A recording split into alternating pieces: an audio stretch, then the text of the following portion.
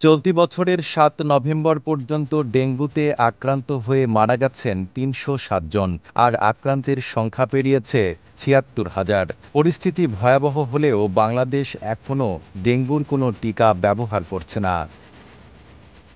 বিশ্ব স্বাস্থ্য সংস্থা WHO এখন পর্যন্ত ২টি টিকার অনুমোদন দিয়েছে, ফ্রান্সের তৈরি ডেঙ্গাভেক্সিয়া এবং জাপানের তৈরি কিউডেঙ্গা।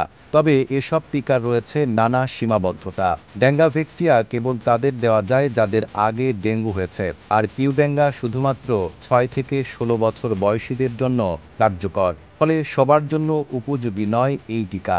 স্কিন শুষ্ক রুক্ষ হয়ে যাবে বলে কি বাইরে যাবে না? জাস্ট 1 2 3 4 করো, স্কিনটাকে রিভাইভ করো। জনস্বাস্থ্য বিশেষজ্ঞদের মতে টিকার পাশাপাশি রাজনৈতিক ও নীতিগত সীমাবদ্ধতাও বড় বিষয়।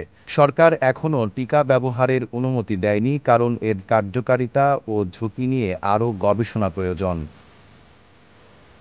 ২০২৩ সালে আইসিডিডিআরবি যুক্তরাষ্ট্রের এক প্রতিষ্ঠানের টিকা TV005 এর দ্বিতীয় ধাপের ট্রায়াল চালিয়েছিল, তবে সেটি এখনও বাণিজ্যিকভাবে ব্যবহারের পর্যায়ে আসেনি।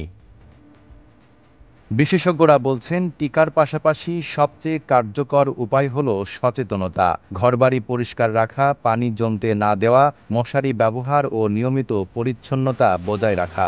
এতে ডেঙ্গুর প্রাদুর্ভাব অনেকটাই কমানো সম্ভব। নাইম আরাবী, ঢাকা পোস্ট।